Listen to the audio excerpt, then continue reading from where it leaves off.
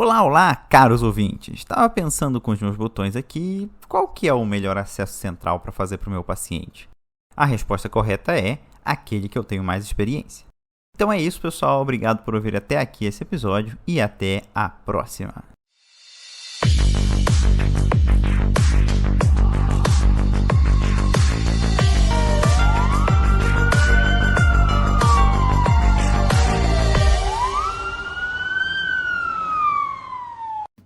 Agora, sério, qual que é o melhor central para escolher? Essa dúvida me surgiu a partir do momento que eu tenho que preceptorar vários internos do 5º e 6º ano e passar acessos centrais com eles, muitas vezes o primeiro da vida deles. E aí eu sempre me questiono, qual que é o melhor acesso para escolher? Porque se depender da experiência, eu até posso ter mais experiência com um ou com o outro, mas quem vai estar realmente fazendo o procedimento não tem experiência. E aí é um risco para o paciente, né? Então eu fui atrás de entender melhor sobre os diferentes acessos, os riscos e os benefícios que podem nos trazer. Vamos lá? Então, acho que a primeira questão é a gente entender o porquê que a gente está passando aquele acesso central. Ou seja, quais as indicações de acesso que o paciente tem. A mais comum de vermos é um paciente utilizando droga vasoativa. Não é que a droga vasoativa é proibida em acesso periférico. Muito pelo contrário, em um paciente com choque hemodinâmico, cujo único acesso que a gente tem é periférico, a droga vasoativa vai ali mesmo. Só temos que tomar cuidado com o risco de extravasamento e necrose do tecido subcutâneo que essas medicações causam. Inclusive, uma droga que eu vejo muitas vezes em acesso periférico que as pessoas não se preocupam é o próprio Nipride. O Nipride também pode causar essa necrose. Então, a gente já tem a primeira indicação, o uso de drogas vasoativas e medicações chamadas fleboescleróticas.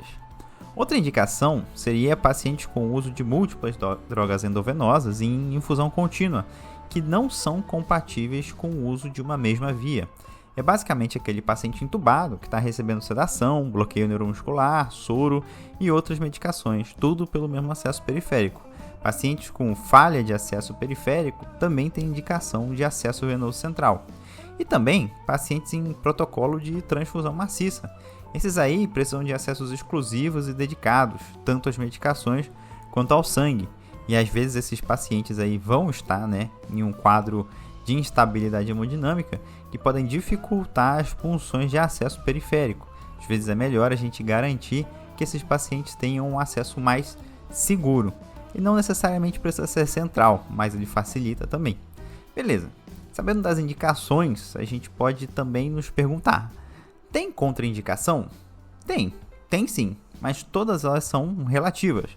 Um paciente com coagulopatia, seja um paciente anticoagulado, um paciente com CIVD ou até outras coisas como um paciente que sofreu uma picada de jararaca, esse aí tem que tomar cuidado na passagem do central, porque tem um risco de sangramento aumentado. Esse aí, por exemplo, a gente vai evitar a veia subclávia, porque se você puncionar a artéria, ela não é compressível e aí vai sangrar bastante. Esses pacientes, é bem melhor a gente usar o ultrassom para passar um acesso, para diminuir o número de intercorrências, para diminuir o número de punções arteriais. Nesses casos, eu lembro de que fui ensinado a transfundir plaquetas ou PFC, plasma fresco congelado, antes da passagem do central, para evitar sangramento. Mas os estudos mais recentes mostram que não tem diminuição no sangramento nesses pacientes quando a gente faz essas transfusões. Outra contraindicação é a infecção do sítio escolhido. Então, por exemplo, você vai passar um acesso na jugular e o paciente está com um furúnculo lá, ou está com uma celulite no pescoço. Aí sim, você não vai puncionar aquele sítio. Mais uma contraindicação é a manipulação cirúrgica ou trauma no sítio escolhido. Manipulação cirúrgica prévia ou próxima.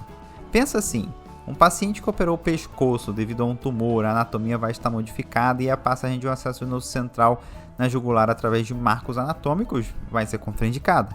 O mesmo vale para a radioterapia no local.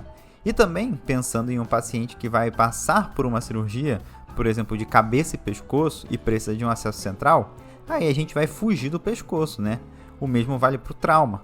Um paciente com trauma cervical ou um paciente com trauma pélvico, esse aí não tem por que passar um acesso, no caso da cervical, na jugular e no caso do trauma pélvico, na femoral. Você não concorda? Então, acho que deu para perceber que as contraindicações ajudam a determinar qual acesso a gente não vai escolher. Um paciente com coagulopatia me afasta de escolher um acesso subclávio, porque se eu puncionar a artéria, eu não posso comprimir. Uma cirurgia no pescoço me leva para longe de um acesso jugular. Um trauma pélvico fala contra eu fazer um acesso femoral. E agora que temos essa sabedoria, antes de falarmos dos nossos acessos em si, vamos falar das complicações que a gente pode ter. A mais comum, e que todo médico tem medo, é o pneumotórax, que pode ocorrer através do acesso jugular, mas principalmente através do acesso subclávio. Mas tem outras complicações. Uma punção arterial, por si só, já é uma complicação. Então, quando alguém puncionar uma artéria, nada de escrever no prontuário do paciente que o procedimento foi feito sem complicações. É complicação sim. Talvez uma complicação tão comum, pelo fato de a gente ainda ter muita gente passando o acesso central sem ultrassom, que a gente nem considera que é uma complicação. E essa complicação pode complicar com um hematoma em expansão. E esse hematoma pode formar um pseudaneurisma. O mais preocupante de todos é isso ocorrer na carótida e chegar a um nível de causar acometimento das vias aéreas, uma compressão extrínseca das vias aéreas, por exemplo. Então a gente não pode esquecer de, tendo uma punção arterial, seja lá na femoral, seja lá na carótida, no caso da tentativa de passar o acesso jugular, de comprimir bem essa artéria para a gente diminuir os riscos de formar o hematoma e o pseudaneurisma. Dependendo de como for feito o processo, a gente pode ter tamponamento cardíaco, trombose venosa, arritmias, quando o fio guia chega lá no coração, embolia gasosa e uma das mais comuns é infecção de catéter. Então, vamos falar um pouquinho da infecção. Olha, eu gosto muito de passar acesso femoral. Eu acho mais seguro em termos de complicação e a complicação mais frequente é infecção associada ao catéter ou do sítio de inserção ali do catéter. Veja, se eu estou com um paciente que não tem sonda vesical de demora, que vai ficar urinando na fralda, ou que está com diarreia, realmente eu evito usar a femoral. Mas os estudos mostram que a infecção associada ao catéter no acesso femoral é muito similar à incidência de infecção associada ao catéter no acesso jugular, que é o mais passado por aí. Realmente, quem tem o menor risco de infecção associada é o acesso subclávio. Então, agora que a gente sabe indicar, a gente sabe contraindicar e ter em mente as nossas complicações, qual é o acesso que eu posso escolher? O subclávio é um acesso que traz o maior risco de pneumotórax, porém é o mais seguro no que diz respeito às infecções. Traz também o problema da punção arterial, que a artéria subclávia não é compressível. Então, num paciente que eu não posso assumir um risco de pneumotórax, ou num paciente que eu não posso assumir um risco de sangramento, o acesso subclávio não seria uma indicação. Esse acesso é preterido naqueles pacientes mais estáveis, em que eu tenho segurança em passar esse acesso. Por outro lado, o acesso jugular é o acesso mais comum.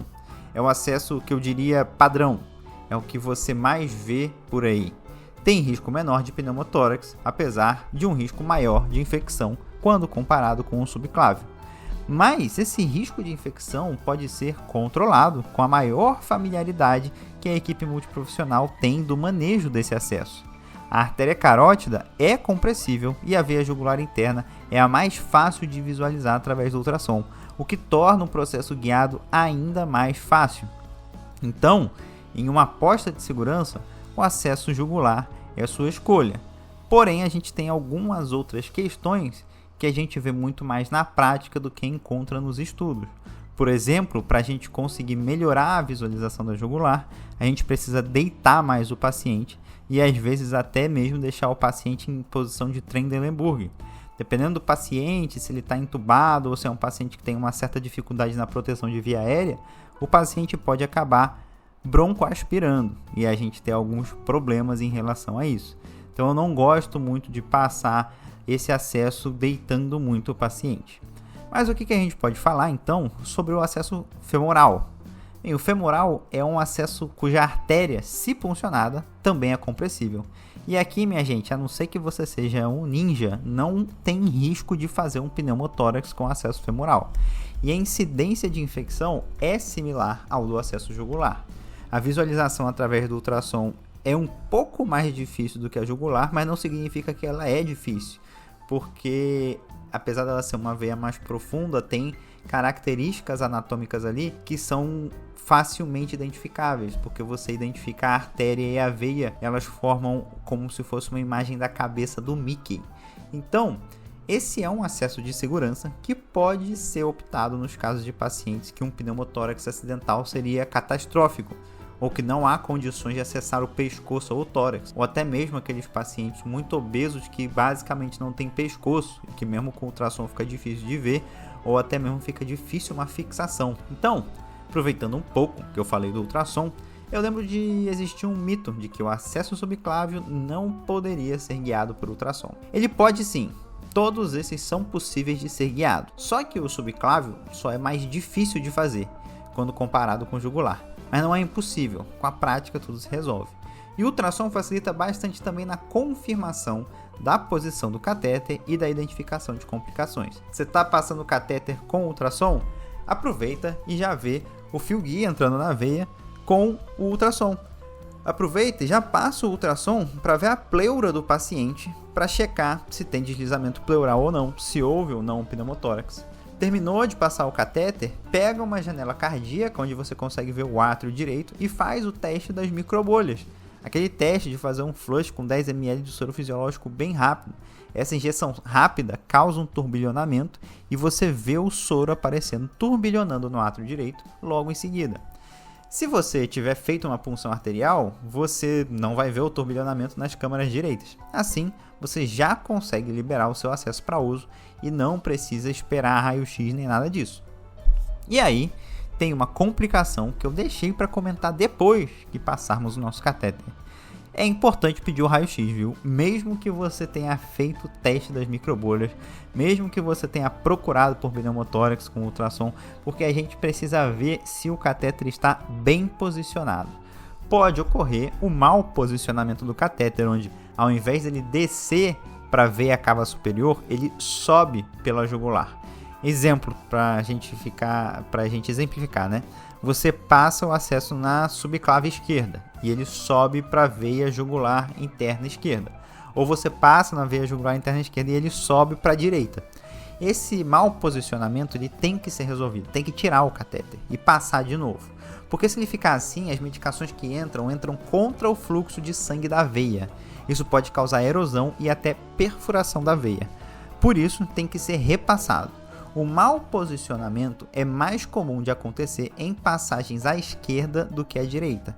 Algumas coisas podem ser feitas para diminuir que esse risco aconteça quando a gente passa um acesso subclávio. Por exemplo, se você está passando um acesso subclávio à esquerda, você vira o pescoço, você vira a cabeça do paciente para o lado da punção, ou seja, para a esquerda.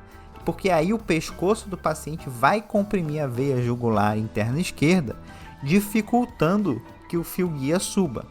Outra coisa que dá para fazer também quando você passa um catéter subclávio é o seguinte: sabe aquela pontinha do fio guia que ela é curvada?